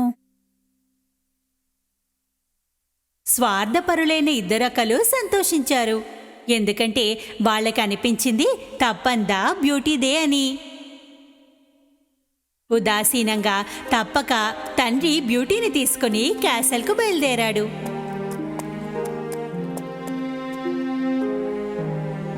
అక్కడికి వెళ్ళగానే చూస్తే అన్నీ మునుపటిలాగానే ఉన్నాయి. టేబుల్పై భోజనం ఉంది, కానీ ఎవరూ కనిపించలేదు. ఆయన తినడం మొదలుపెట్టాడు. బీస్ట్ అక్కడికి వచ్చాడు. అతన్ని చూడగానే బ్యూటీ కంగారు పడింది. ఎందుకంటే తండ్రి చెప్పినట్టుగానే బీస్ట్ చాలా భయంకరంగా ఉన్నాడు. బీస్ట్ ఎంతో వినయంగా అడిగాడు, నీవిక్కడికి ఇష్టపడే వచ్చావా? హా, అయితే మీ నాన్న రేపు ఇక్కడి నుండి వెళ్ళిపోతాడు. మళ్ళీ ఎప్పటికి తిరిగి రాడు. బ్యూటీ మర్నాడు ఉదయం లేవగానే తండ్రి వెళ్ళిపోయాడు. గొప్ప బ్రేక్ఫాస్ట్ ఆమె కోసం సిద్ధంగా ఉంది. ఆమె కొద్దిసేపు గార్డెన్లో తిరిగింది. గులాబీలు చూడగానే ఆమె ఉదాసీనంగా అయిపోయింది. తర్వాత క్యాసల్ లోపలికి వెళ్ళింది. ఓ తలుపు గులాబీలతో నిండి ఉంది. ఆమెకి అర్థం కాలేదు.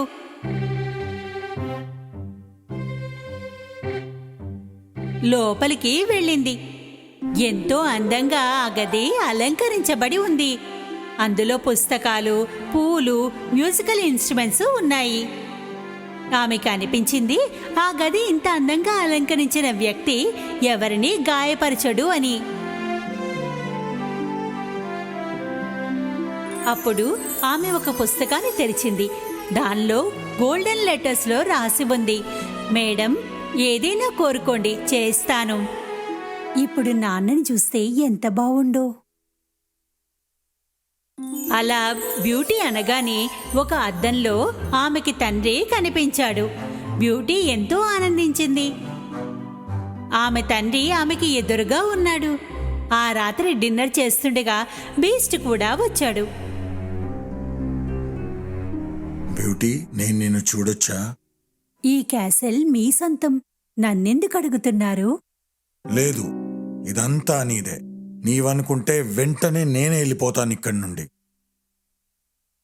బ్యూటీకి ఎంతో ఆశ్చర్యంగా అనిపించింది. ఒకటి అడుగుతాను, నేను నిజంగానే ఎంత అందవికారంగా ఉన్నానా? ఆమెకి అర్థం కాలేదు ఏం చెప్పాలి అన్నది. తల ఊపి అవునని చెప్పింది. అయితే నన్ను పెళ్లి చేసుకుంటావా? ఈసారి కాస్త కఠోరంగా చెప్పింది. లేదు. బీస్ట్ వెనక్కి వెళ్ళిపోయాడు, ఉదాసీనంగా, ఒంటరిగా. ప్రతిరోజు డిన్నర్ చేసేటప్పుడు బీస్ట్ బ్యూటీని కలిసేవాడు. చాలా జాగ్రత్తగా చూసుకునేవాడు కూడా. అలా ఎన్నో రోజులు గడిచిపోయాయి. బ్యూటీకి బీస్ట్ అలవాటైపోయాడు. ఇతను అందంగా ఉంటే బావుండేది. మరికొన్ని నెలలు పూర్తయిపోయాయి. ఇప్పుడు బ్యూటీకి బీస్ట్ అంటే ఎలాంటి భయమూ లేదు. నిజానికి అతను ఆమెకి నచ్చసాగాడు. ఓ రోజు అద్దంలో తన తండ్రి అనారోగ్యంతో ఉన్నట్టుగా కనిపించాడు. ఆమె బీస్ట్ దగ్గరికి వెళ్ళింది. ఇంటికి వెళ్తానని అడిగింది. ఎందుకంటే తండ్రిని దగ్గరుండి చూసుకోవాలని అనుకుంది. ఖచ్చితంగా వెళ్ళొచ్చు, కానీ నీవు తిరిగి రాకపోతే నేను బాధతో చనిపోతానేమో. నేను 1 వారంలో వెనక్కి వచ్చేస్తాను.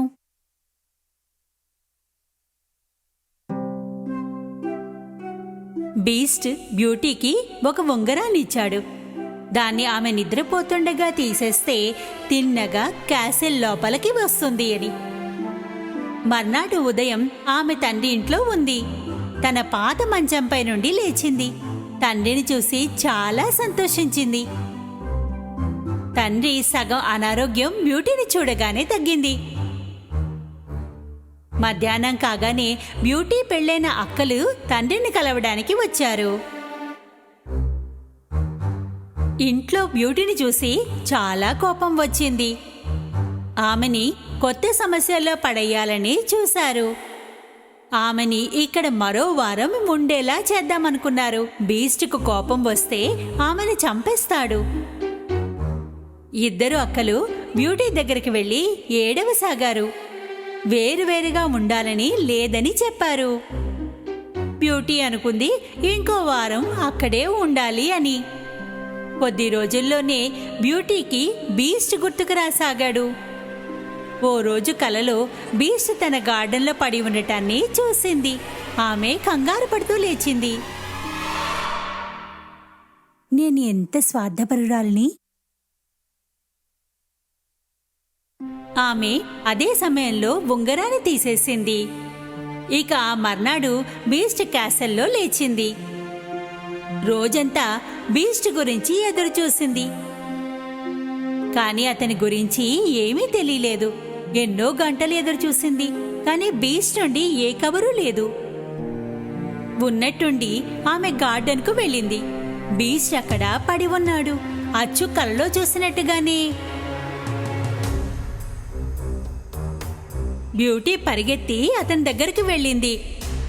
అతని హత్తుకుంది. బీస్ట్ గుండె కొట్టుకుంటోంది. అతను ఎంతో కష్టం మీద కళ్ళు తెరిచాడు. ఇలా అన్నాడు, అసలు నీ వస్తావని అనుకోలేదు నేను. అందుకే తిండి మానేసి చావడానికి సిద్ధమైపోయాను. నువ్వంటే నాకిష్టం. నన్ను నువ్వు పెళ్లి చేసుకుంటావా? అదే క్షణాన ఏదో మాయ జరిగింది. క్యాసల్ అందాలు రెట్టింపు అయ్యాయి. బ్యూటీ మెరుస్తున్న కళ్ళతో 4 వైపులా చూసి బీస్ట్ని వెనక్కి తిరిగి చూస్తే అక్కడ యవ్వనంతో ఉన్న అందమైన రాజకుమారుడున్నాడు. అతన్ని చూడగానే బ్యూటీకి ఏడుపొచ్చేసింది. మీరు ఎవరు? బీస్ట్ ఇక్కడ ఉండాలి. ఏమయ్యాడు? రాజకుమారుడు ఆమెకిలా చెప్పాడు. నేనే ఆ మృగాన్ని. ఒక రాక్షసి నన్ను మంత్రశక్తితో ఆ మృగాన్ని తయారు చేసింది. నీవు నన్ను పెళ్లి చేసుకుంటా అని అనకుండా ఉంటే జీవితాంతం అలాగే ఒక మృగంగా బతికేవాణ్ణి. బ్యూటీ ఇది విని చాలా సంతోషించింది. మంచి మనసున్న అసలైన ప్రేమ ఆమెకి లభించింది. బ్యూటీ రాజకుమారుడు వివాహం చేసుకున్నారు. ఎప్పటికీ సంతోషంగా జీవించారు.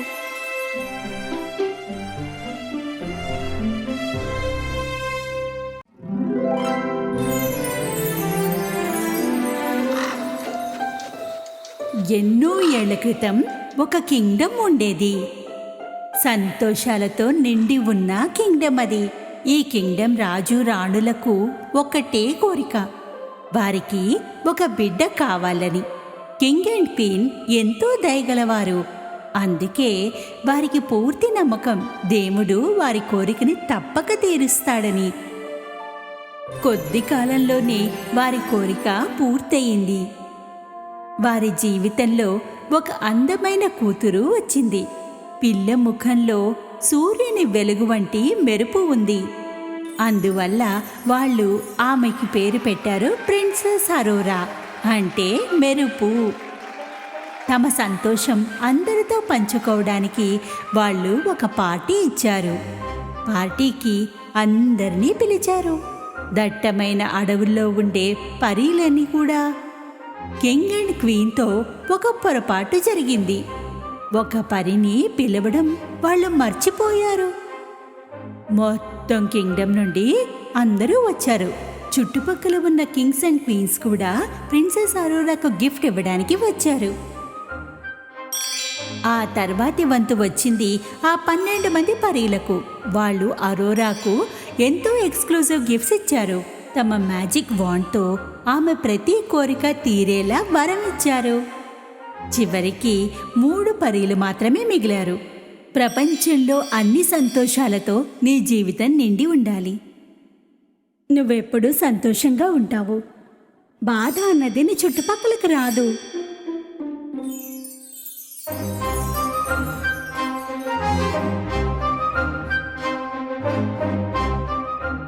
చివరి పరి వంతు రాగానే ఏదో వింత జరిగింది. అన్ని వైపుల నుండి పచ్చని రంగు వ్యాపిస్తోంది.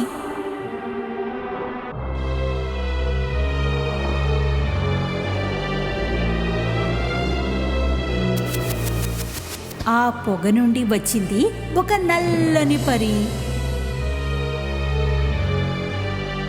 కింగ్ అనుకున్నాడు ఈ సెలబ్రేషన్స్ ఆపింది ఎవరు అని.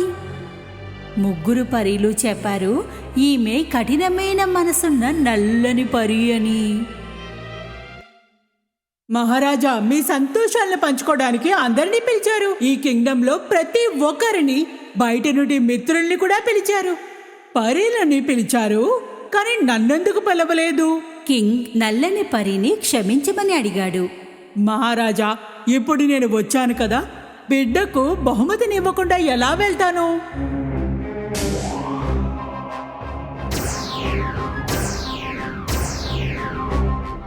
రాజకుమారి జీవితంలో సంతోషాలు నిండి ఉంటాయి, డబ్బు ఉంటుంది.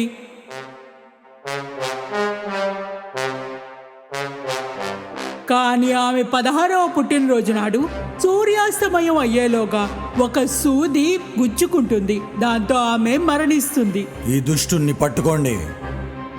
కింగ్ గట్టిగా అరిచాడు, కానీ నల్లని పరి నవ్వుతూ మాయమైపోయింది.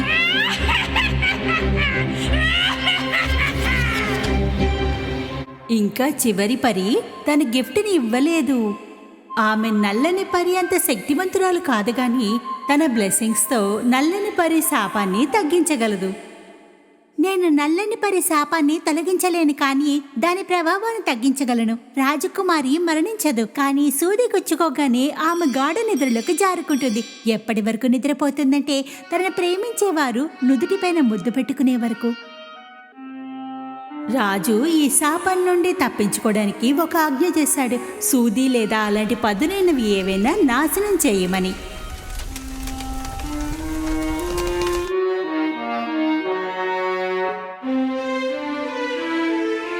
పరిల ఆశీర్వాదం వల్ల ప్రిన్సెస్ అరోరా అందంగా పెరుగుతోంది. ఒకరోజు రాజు ఆదేశించాడు 3 పరీలకు అరోరాని కాపాడమని. ఇది కాస్త కష్టమైన పనే, ఎందుకంటే అరోరా ఎవరి చేతికి అందేది కాదు. అయితే వారి సాయంతో అరోరా ఎంతో అందంగా తయారవుతోంది. చూస్తుండగానే ప్రిన్సెస్ అరోరాకు 16వ పుట్టినరోజు వచ్చింది.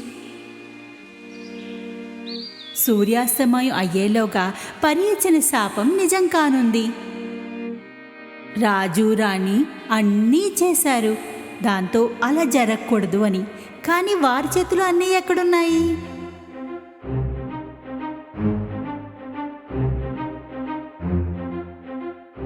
వారు ప్రిన్సెస్ని ఒక గదిలో బంధించారు, ఆమె మంచి కోసమని. అరోరాకి కారణం తెలియదు. ఆమెకు చాలా బాధగా అనిపించింది. ఉన్నట్టుండి ఒక తలుపు అక్కడ ప్రత్యక్షమైంది. ఇక అరోరాని తన వైపుకు ఆకర్షించింది.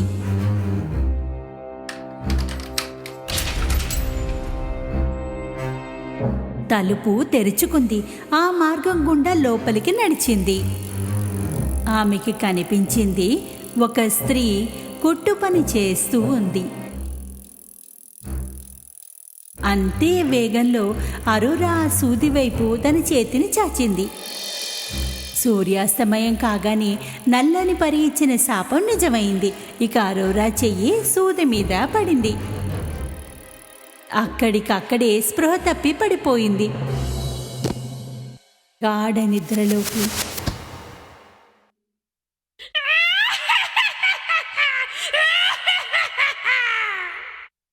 నల్లని పరి శాపం ఎన్ని ప్రయత్నాలు చేసినా తప్పించుకోలేకపోయారు. ఆమెకి అందమైన బట్టలు వేసి పూల మంచంపై పడుకోబెట్టారు. అప్పటి నుండి అరోరాని స్లీపింగ్ బ్యూటీ అన్నారు. రాజు రాణి అరోరా ఎలాంటి ఇబ్బంది పాలు కాకూడదని తలిచారు. అందువల్ల వారు అందరినీ నిద్రపోమ్మని ఆదేశించారు, ప్రిన్సెస్కు మెలకువ వచ్చే వరకు.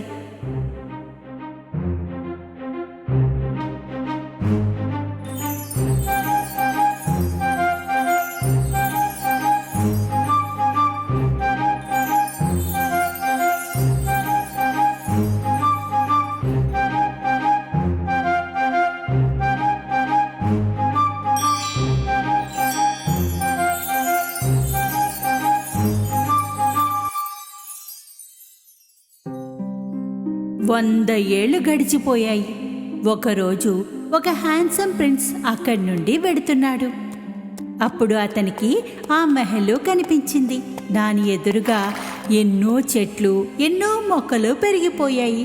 సిపాయిలు ఆ మహలు మరియు స్లీపింగ్ బ్యూటీ గురించి చెప్పారు. ప్రిన్స్కి ఇదెంతో ఆసక్తిగా అనిపించింది. అతను లోపలికి వెళ్ళాలని నిర్ణయించుకున్నాడు. చెట్లు, ముళ్ళు ఎంత పెద్దగా ఉన్నాయంటే ప్రిన్స్ వాటిని కోస్తూ కోస్తూ మార్గాన్ని ఏర్పరచుకున్నాడు. చివరికి తలుపు వద్దకు చేరుకున్నాక 2 గార్డ్స్ నిద్రపోతూ కనిపించారు. తలుపు తోస్తూ లోపలికి చూస్తూనే అతను ఆశ్చర్యపోయాడు. ప్రతి చోట అందరూ నిద్రపోతున్నారు. ముందుగా వెడుతూ రాజు గదిని చేరుకున్నాడు. రాజు రాణి కూడా తమ సోఫాలో నిద్రపోతున్నారు. ఇక సగం తెరిచి ఉన్న తలుపు లోపలికి అతను వెతుకుతున్నది కనిపించింది. స్లీపింగ్ బ్యూటీ ఆమె ఒక పువ్వుల మంచంపై గాఢమైన నిద్రపోతోంది. ప్రిన్స్ అక్కడికి దగ్గరగా వచ్చి కూర్చున్నాడు. ప్రిన్సెస్ చెవుల్లో చెప్పాడు, అయితే నీవేనా ఆ స్లీపింగ్ బ్యూటీ? చాలా అందంగా ఉన్నావు. అతను ఆమె నుదుటిపై ముద్దు పెట్టుకున్నాడు. అప్పుడు ప్రిన్సెస్ కళ్ళు తెరిచింది. తన ఎదురుగా ఉన్న ఒక హ్యాండ్సమ్ ప్రిన్స్ని చూసింది. ఆమెకు మెలకువ రాగానే క్యాసల్లో అందరూ లేచారు తమ 100 ఏళ్ల నిద్ర నుండి. రాజు రాణికి నమ్మకమే కుదరలేదు. వాళ్ళు పరిగెత్తి ప్రిన్సెస్ గదిలోకి వెళ్లారు. వాళ్ళ కూతురు ఎదురుగా కనిపించగానే వారి సంతోషానికి హద్దులే లేవు. ప్రిన్సెస్తో పెళ్లి ప్రస్తావన తెచ్చాడు. ప్రిన్సెస్ సంతోషంగా ఒప్పుకుంది. రాజు కూడా ఇది విని ఎంతో సంతోషించాడు. ఎంతో ఘనంగా వారి పెళ్లి జరిగింది. వారు ఎప్పటికీ సంతోషంగా ఉన్నారు.